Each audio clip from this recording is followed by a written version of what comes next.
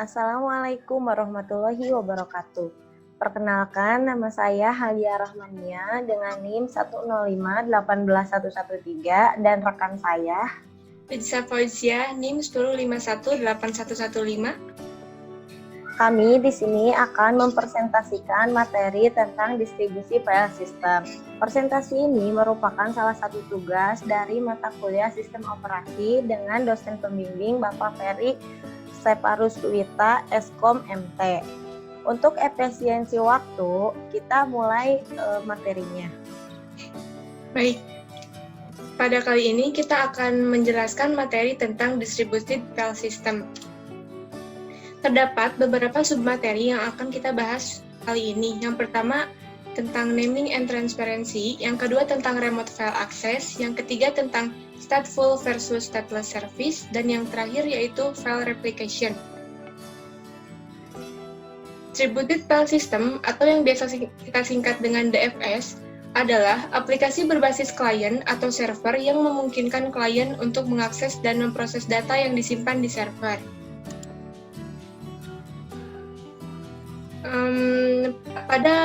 Pada file service, semua pengguna dapat mengakses data, lalu file service mengirimkan salinan file ke pengguna. Setelah itu, pengguna dapat memproses data dan mengembalikannya ke server. Semua file di service dapat diakses oleh seluruh pengguna file global atau organisasi yang bersifat hierarkis. Ketika seluruh pengguna mengakses file secara bersamaan, maka server memerlukan mekanisme di tempat seperti informasi tentang waktu akses, sehingga pengguna mendapatkan versi data terkini. Terdapat model file service, yaitu sebuah file server menyediakan file service untuk klien. Dari sisi klien, terdapat interface untuk file service dalam hal operasi sederhana file, seperti membuat, menghapus, dan membaca file. Komponen perangkat keras utama yang berfungsi untuk mengontrol file server adalah sebuah local storage, seperti disk drive atau HDD. File tersimpan di dalam disk, dan dari tempat tersebut, file diambil request client.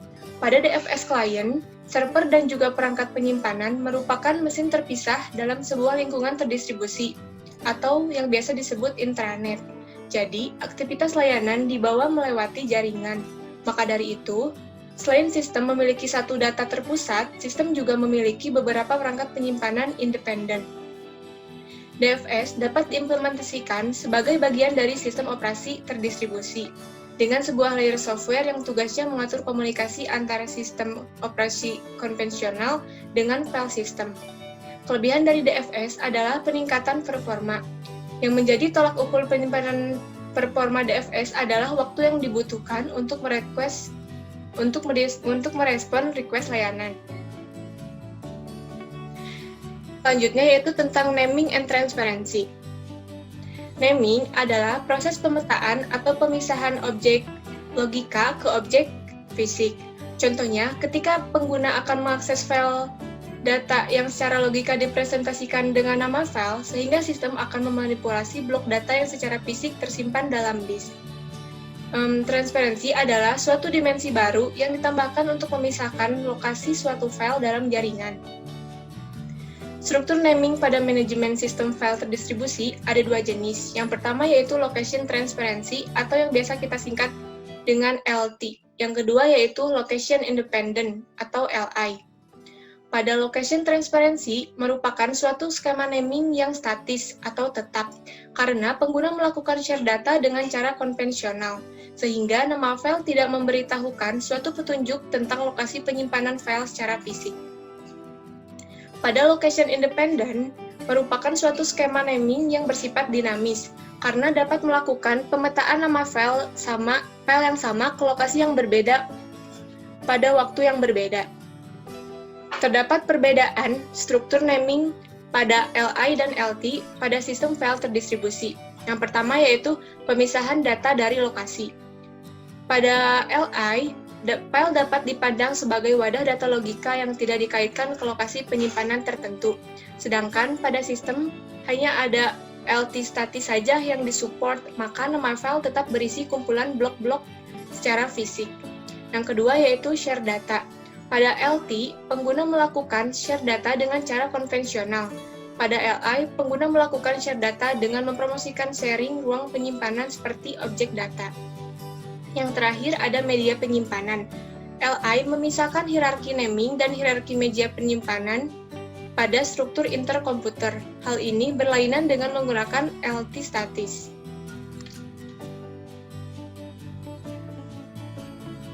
Yang kedua adalah remote file access. Pada manajemen sistem file terdistribusi, ada dua teknik untuk mengakses suatu file antar site pada jarak jauh, yaitu layanan jarak jauh atau remote service dan teknik caching. Yang pertama adalah remote service. Cara kerja remote service yaitu requestan dari klien akan dikirimkan kepada server. Lalu mesin server akan mengaksesnya, lalu dikirimkan kembali kepada klien.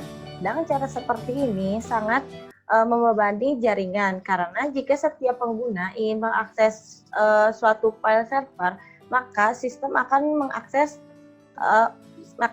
menjalankan akses tersebut walaupun file yang diakses beberapa pengguna itu sama. Namun dari aspek konsistensi data, maka teknik ini lebih menjamin. Yang kedua adalah teknik caching. Cara kerja teknik caching adalah akses dijalankan pada cache copy. Jika data yang dikehendaki untuk memenuhi requestan dari klien belum siap di-cache, maka copy data akan dibawa oleh server ke sistem pengguna atau klien. Tetapi bila blok disk yang diakses klien ada dalam cache, maka akses selanjutnya bersifat lebih lokal.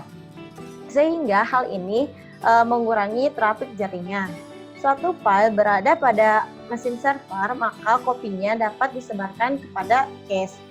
Jika ada perubahan pada cache, maka hanya sebagai file saja yang diubah pada mesin server. Pada sistem file terdistribusi, caching akan mereduksi trafik jaringan dan trafik disk I/O. Dalam manajemen sistem file terdistribusi ada dua kebijakan, yaitu write-to. Write-to adalah perubahan yang diikuti oleh perubahan cache yang diikuti oleh perubahan pada disk. Yang kedua adalah write-back. Write-back adalah perubahan pada cache yang tidak langsung diikuti oleh perubahan pada disk, yaitu penulisan nama pada disk dilakukan jika pada cache terjadi tumpukan atau proses selesai. Hal ini kurang reliabel karena data bisa hilang. Lalu dalam manajemen sistem file terdistribusi harus memperhatikan konsistensi file. Yang pertama adalah klien dihadapkan pada masalah konsistensi data pada change lokal terhadap copy master di server. Yang kedua, jika klien mengalami kegagalan dan mengakibatkan data change out of the date, maka klien harus dilakukan update data. Pemilihan teknik caching dan remote server akan memberikan kondisi trade-off, yaitu performansi naik dan simplisitas menurun. Keuntungan dan kerugian kedua metode di atas adalah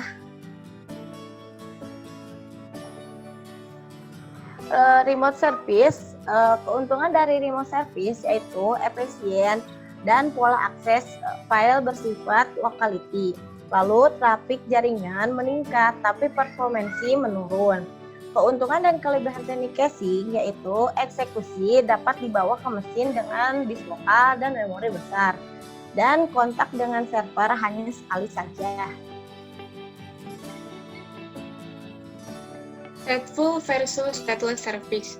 Untuk menjamin kekonsistenan file yang akan diakses oleh pengguna pada layanan jarak jauh, server perlu proaktif untuk melacak tiap file yang telah diakses oleh pengguna. Ada dua jenis layanan dalam manajemen DFS yang dilakukan oleh server. Yang pertama yaitu Stateful File Service.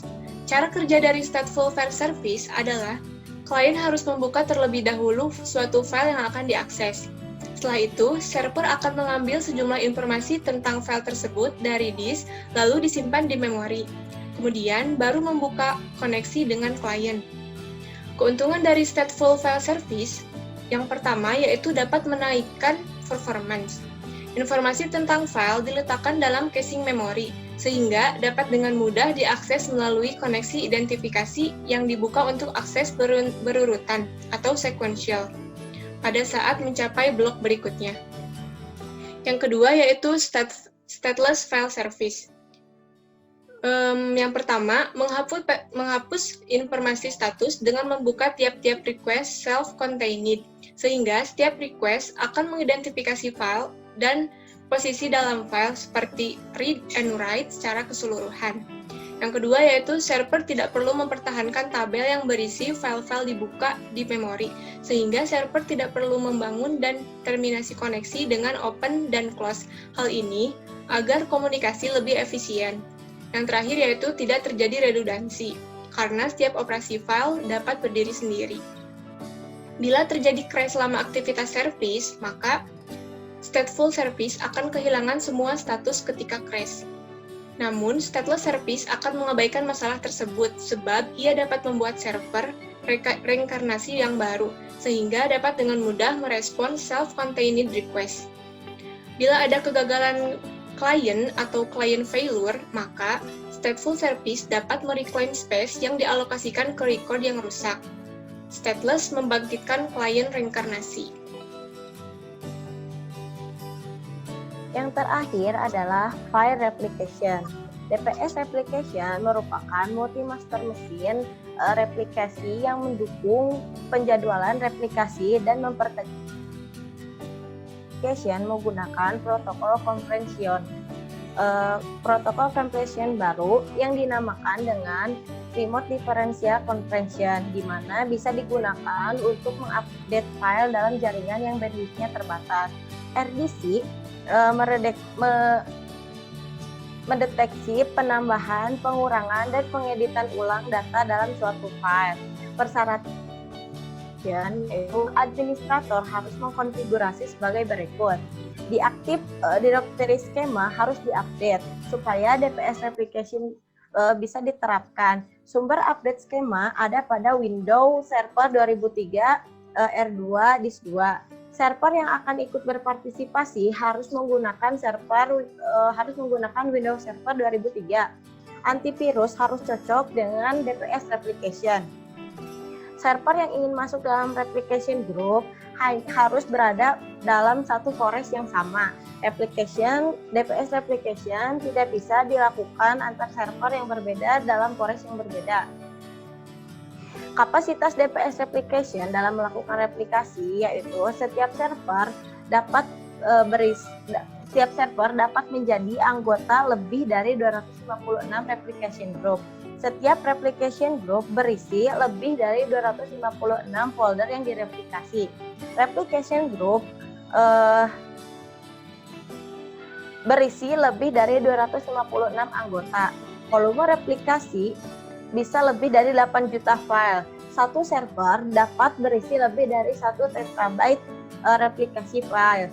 Settingan DPS replication tersimpan secara global di masing-masing server dan tersimpan dalam file lokal .xml.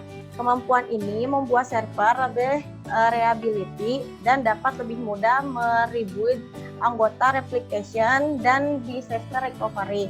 RDC tidak mereplikasi file dengan volume di bawah 64 KB. Struktur DPS replication yaitu yang pertama ada DPS root. DPS root merupakan shell folder yang disebut namespace yang ada pada dalam jaringan. Dalam shell folder, user dapat menambahkan dan mengurangi file maupun folder. Yang kedua adalah DPS link, merupakan shell folder yang berada pada server lain, berada dalam root DPS. Ketika user mengakses link ini, maka akan di redirect ke shell folder di server tersebut.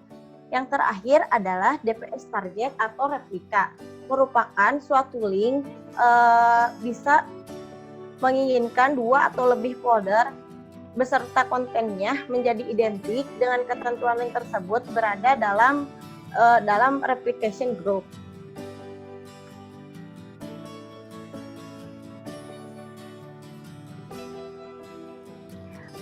Ini adalah contoh file service.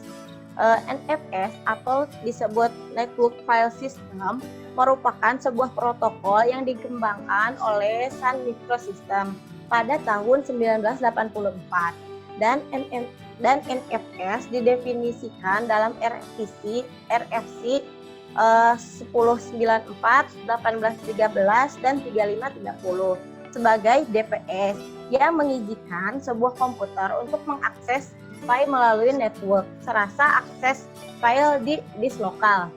NFS merupakan protokol yang sangat mendukung dalam mengaplikasikan suatu file system yang terdistribusi.